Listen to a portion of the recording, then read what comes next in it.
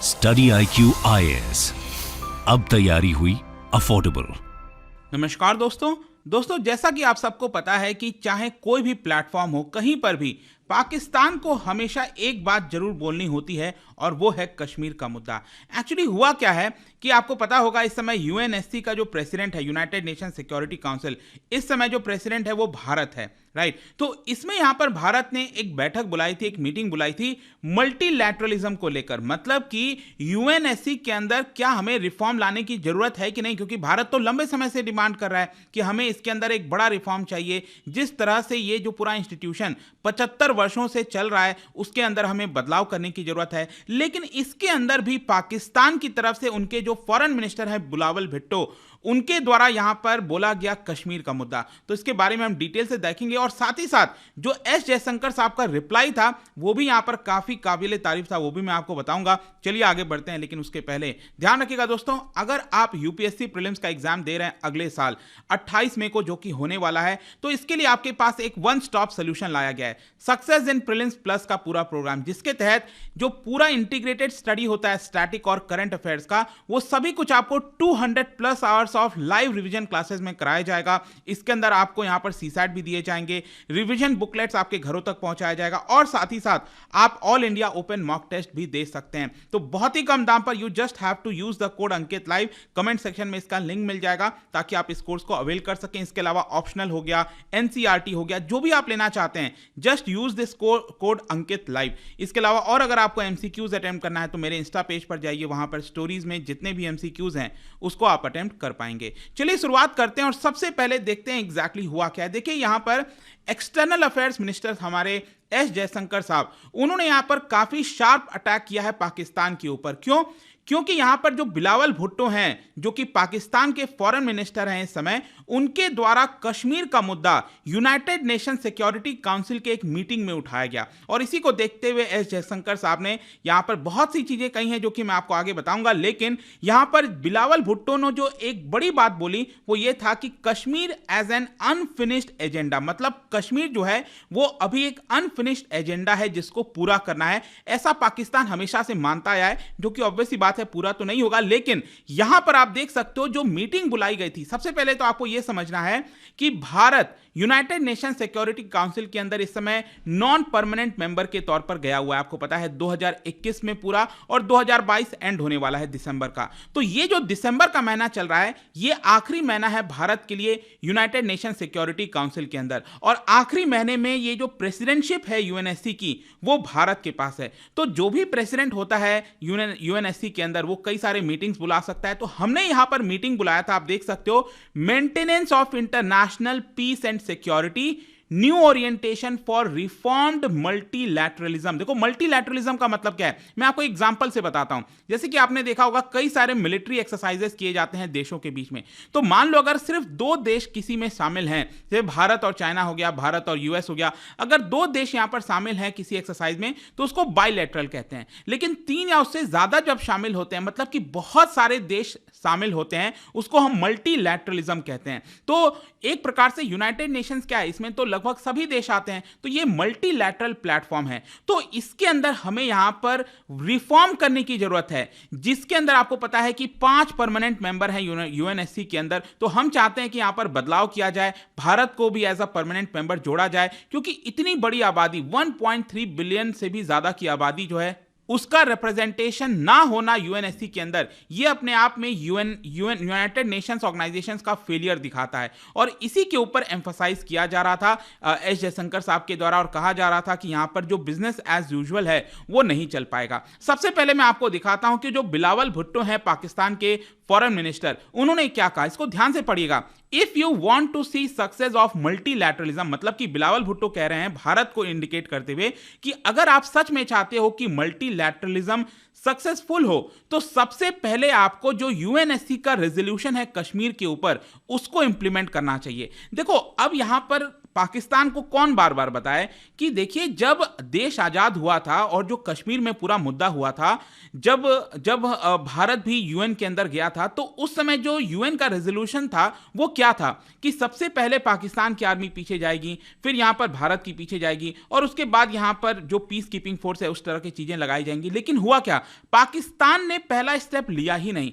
तो जब तक पाकिस्तान ने स्टेप ही नहीं लिया तो यहां पर यूएन रेजोल्यूशन का मामला कहां से आ जाता है। भारत ने तो उस समय कहा था कि हम रेजोल्यूशन के तहत जो भी कुछ करना है कश्मीर के अंदर प्लेबिसाइड कराना हो, मतलब भारत ने उस समय कहा था देश की आजादी के बाद। लेकिन यहां पर क्योंकि पाकिस्तान ने ही बात नहीं मानी, पाकिस्तान ने ही यहां पर एक प्रकार से आतंकवादियों को भेजना शुरू किया कश्मीर के अंदर, तो वो पूरा मामला ही हट जाता है, तो उसका सवाल ही नहीं खड़ा होता।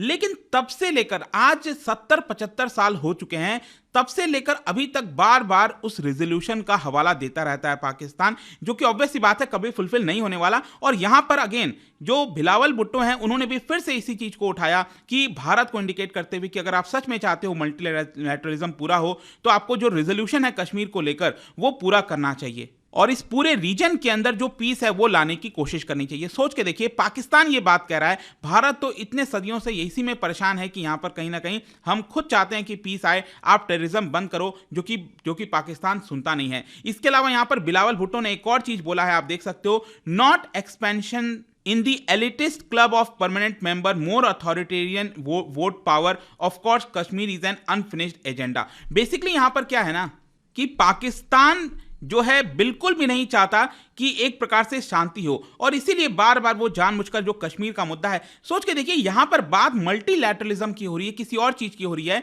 लेकिन जब पाकिस्तान को बोलने का मौका दिया गया तो उसने कश्मीर का मुद्दा लाया। तो ऑब्वियस सी बात है, जब भी कश्मीर का मुद्दा आएगा तो हम भी डट कर रिप्लाई करेंगे और एस जयशंकर साहब ने यहां पर वही चीज किया। और सबसे पहले देखिए किस तरीके से उन्होंने आर्टिकुलेट किया अपने पूरे आंसर को। एस जयशंकर साहब ने कहा कि while we search for the best solution, हम तो अच्छा सोल्यूशन खोजने की तलाश कर रहे हैं, लेकिन कुछ ऐसी चीजें हैं, कुछ ऐसे थ्रेट हैं जिसको हमें नॉर्मलाइजेशन नहीं करना चाहिए। अब सबसे बड़ा थ्रेट क्या है पूरे दुनिया को? सबसे बड़ा थ्रेट है state sponsorship of cross border terrorism. मतलब ये क्लियर इंडिकेशन है कि जो भी टेररिज्म फैलाने की कोशिश की जाती है भारत के अंदर चाहे कश्मीर के अंदर, उसका पूरी तरह से समर्थन कौन करता है? वो करता है पाकिस्तान की सरकार, पाकिस्तान की आर्मी।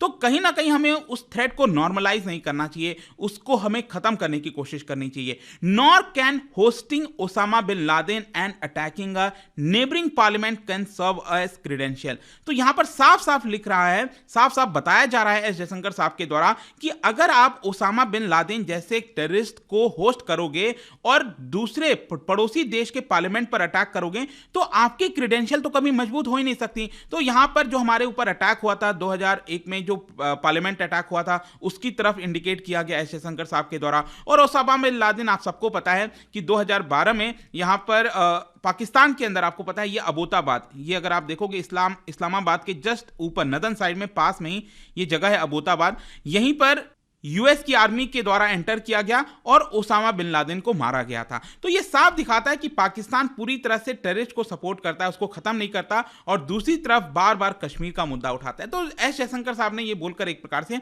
पाकिस्तान का पूरा मुद्दा ही खत्म कर दिया। इसके अलावा मैं आपको एक और चीज बता दूं कि पाकिस्तान नहीं चाहता कि भारत जो है यूनाइटेड नेशन सिक्योरिटी काउंसिल का परमानेंट मेंबर बने, और यह साफ साफ बिलावल भुट्टो के जो बयान है उसमें आपको देखने को मिलेगा। बिलावल भुट्टो ने कहा कि adding new permanent members to UNSC will numerically reduce the opportunities for vast majority. कहने का मतलब यह है कि इस समय अगर आप यूएनएससी के अंदर देखोगे तो टोटल कितने मेंबर हैं? 15 मेंबर हैं, 5 परमानेंट हैं और 10 नॉन परमानेंट हैं। तो बिलावल भुट्टो ये कह रहे हैं कि अगर परमानेंट मेंबर्स की संख्या बढ़ जाएगी तो जो नॉन परमानेंट मेंबर्स का रिप्रेजेंटेशन होता है वो कम हो जाएगा। तो इसकी वजह से पाकिस्तान नहीं चाहता कि एक प्रकार से परमानेंट मेंबर्स बढ़ाए जाएं, और वो क्यों चाहेगा? क्योंकि उसको तो पूरा समर्थन चाइना देता ही रहता है। और इसीलिए अगर आप देखोगे ना तो आपको मिलेगा यहां पर एस जयशंकर साहब के बयान में एक और चीज कि उन्होंने डायरेक्टली एक प्रकार से आप कह सकते हो चाइना और पाकिस्तान के ऊपर अटैक किया है कि मल्टीलैटरल प्लेटफॉर्म्स का मिसयूज किया जाता है। यूनाइटेड नेशंस ऑर्गेनाइजेशन जैसी संस्था का मिसयूज करता है चाइना और पाकिस्तान। कैसे? क्योंकि जब हम चाहते हैं कि टेररिस्ट को ब्लैकलिस्ट किया जाए तो चाइना एक प्रकार से as a permanent member Pakistan की मदद करने आ जाता है। आपने देखा होगा जैश-ए मोहम्मद का जो चीफ है मसूद अजहर, उसको जब ब्लॉक करने की बात आती है तो चाइना जो है वो अपना वीटो पावर का इस्तेमाल करता है और उस चीज को ब्लॉक कर देता है, जो कि बिल्कुल भी सही नहीं है। तो यहां पर एस जयशंकर साहब ने ये वाला भी मुद्दा उठाया कि मल्टीलैटरल जो इंस्टीट्यूशंस हैं वहां पर किस तरह से मिसयूज किया जाता है, हमें उसको रोकने की जरूरत है। इसके अलावा जहां तक बात है रिप्रेजेंटेशन की यूएनएससी के अंदर, इसको लेकर एस जयशंकर साहब ने बहुत सारी चीजें कही हैं। और सबसे पहले तो यही कहा है कि यूएनएससी के अंदर हम सबको पता है कि कई दशकों से, इनफैक्ट एटलीस्ट 30 वर्षों से भी ज्यादा हो चुके हैं जब यहां पर बातें चल रही हैं कि क्या यूएनएससी के अंदर हमें परमानेंट मेंबर्स की संख्या बढ़ानी चाहिए। तो बातचीत तो होती रहती है, लेकिन कभी भी इसका सोल्यूशन निकल कर नहीं आया है। जो रियल वर्ल्ड है उसमें बहुत सारे बदलाव आए हैं, क्योंकि रियल वर्ल्ड का आप समझो मतलब, कहने का मतलब यह है कि जो परमानेंट मेंबर्स बनाए गए थे 5, वो बेसिकली ये डिसीजन लिया गया था 1945 जब यूनाइटेड नेशंस बना था, राइट। और आज की डेट में क्या वही 5 परमानेंट मेंबर्स पूरे विश्व को रिप्रेजेंट करते हैं? नहीं करते हैं, राइट। आज के डेट में भारत बहुत ज्यादा तेजी से बढ़ रहा है देश, राइट। इतनी बड़ी आबादी है, तो आप उसको परमानेंट मेंबर से कैसे दूर कर सकते हो? तो रियल वर्ल्ड में बहुत सारे चेंजेस आए हैं, लेकिन जो यूएनएससी के अंदर जिस प्रकार से रिफॉर्म आनी चाहिए वो यहां पर अभी तक नहीं आ पाया है। एस जयशंकर साहब ने यहां पर एक और चीज बोला कि on the one hand they have brought out the inequities in, मतलब कि यहां पर जो यूनाइटेड नेशंस को अपना रोल निभाना चाहिए था वो रोल निभाने में काफी हद तक वो कमजोर हुआ है। इनइक्विटीज बढ़ी हैं, इनइक्वालिटीज बढ़ी हैं पूरे विश्व के अंदर, उसको हमें यहां पर संभालने की जरूरत है। जैसे कि फॉर एग्जांपल 2-3 एग्जांपल्स दिए गए थे एस जयशंकर साहब के द्वारा। सबसे पहला बोला गया यहां पर जिस तरीके से रशिया यूक्रेन वॉर का कॉन्फ्लिक्ट हुआ है, उसमें यहां पर हमने देखा कि किस तरीके से फूड हो गया, फर्टिलाइजर हो गया, फ्यूल हो गया, इन सब के दाम बहुत बढ़े हैं। तो अल्टीमेट असर किसके ऊपर आता है? इसका अल्टीमेट असर गरीब देशों के ऊपर आता है, डेवलपिंग कंट्रीज के ऊपर आता है। इसके अलावा जैसे कि यहां पर उन्होंने एक और चीज बोला कि क्लाइमेट एक्शन की जब बात होती है, क्लाइमेट जस्टिस की बात होती है, तो अल्टीमेटली इसका भी इंपैक्ट किसके ऊपर आता है? यह आता है डेवलपिंग कंट्रीज के ऊपर। और जो डेवलप्ड कंट्रीज को यहां पर रिस्पॉन्सिबिलिटी लेनी चाहिए थी वो ये लोगों ने नहीं लिया है। यहां पर इनफैक्ट कोविड पैंडेमिक के दौरान भी अगर आप देखोगे तो बहुत सारे ऐसे डेवलपिंग कंट्रीज थे जिनको जो वैक्सीन है वो इन ऐसे देशों से आई, जैसे कि अगर मान लो अफ्रीका के अंदर इतने सारे देश हैं, एक तो उनके पास वैक्सीन लेट पहुंची है, और दूसरा अगर आप देखिए तो वैक्सीन कौन प्रोवाइड कर रहा है? भारत जैसा देश प्रोवाइड कर रहा है, राइट। जो कि वैक्सीन यूएस को प्रोवाइड करना चाहिए था, यूरोप को प्रोवाइड करना चाहिए था, लेकिन वो लोग इसको नहीं कर पा रहे थे। तो कहीं ना कहीं यही बताया जा रहा था एस जयशंकर साहब के द्वारा, एज अ मल्टीलैटरल इंस्टीट्यूशन जो यूनाइटेड नेशंस है उसका एक बहुत बड़ा फेलियर रहा है, और कहीं ना कहीं हमें उसको संभालने की जरूरत है। लोगों के पब्लिक ओपिनियन में यहां पर हमें अभी भी रिलेवेंट बने रहने की जरूरत है, अगर हम चाहते हैं कि यूनाइटेड नेशंस का रिलेवेंस बना रहे लंबे समय तक। और ऐसा नहीं है कि ये हम चाहते हैं कि सिर्फ भारत का ही रिप्रेजेंटेशन हो। यहां पर एस जयशंकर साहब ने यह भी कहा कि यहां पर लैटिन अमेरिका हो गया, जो साउथ अमेरिका है पूरा, इसके अलावा अफ्रीका हो गया, एशिया हो गया, जो छोटे छोटे डेवलपिंग स्टेट्स हैं, उन सब का एक प्रॉपर रिप्रेजेंटेशन होना चाहिए यूएनएससी के अंदर एज अ परमानेंट मेंबर। तो लेट्स सी यहां पर किस तरह से चीजें आगे बढ़ पाएंगी, नहीं होगा, बट आई होप कि ये जो भी मुद्दा अभी हुआ था यूएनएससी के अंदर, और भारत का प्रेसिडेंटशिप है, तो बहुत सारी चीजें होती रहेंगी इस दिसंबर मंथ के अंदर। देखते हैं यहां पर क्या होगा। एंड जाने से पहले एक इंटरेस्टिंग क्वेश्चन, यूनाइटेड नेशंस का फूड एंड एग्रीकल्चर ऑर्गेनाइजेशन, उन्होंने ऑर्गेनाइज किया inauguration event for international year of millet 2023। तो याद रखिएगा इंटरनेशनल ईयर ऑफ मिलेट बोला गया है 2023 को। तो इसका जो इनॉग्रल इवेंट है वो कहां पर कंडक्ट कराया गया था ये आपको बताना है। इसका राइट आंसर आप सबको पता है, मेरे इंस्टाग्राम पर तो मिलेगा ही, वहां पर अगर आप नहीं हो कोई बात नहीं, टेलीग्राम से भी ले सकते हैं इसका सही उत्तर। में कई सारे जो एमसीक्यूज हैं वो यहां पर स्टोरीज में डालता रहता हूं। बाकी अगर आपको पीडीएफ ये तो टेलीग्राम पर आइए, अलग अलग सोशल मीडिया पर आप जुड़ पाओगे। और जैसा मैंने बताया यूपीएससी प्रीलिम्स का अगर आपको एग्जाम देना है तो this is the one stop solution. ध्यान रखिएगा इसमें लिमिटेड सीट्स हैं, लाइव सारे क्लासेस होते हैं, so you have to join this as early as possible by using the code Ankit live हमारे वेबसाइट और ऐप पर, या फिर कमेंट में इसका लिंक मिल जाएगा। आई होप कि वीडियो आपको पसंद आया होगा। मिलता हूं आपसे next time, till then thank you very much, see you soon. Study IQ IAS, अब तैयारी हुई अफोर्डेबल।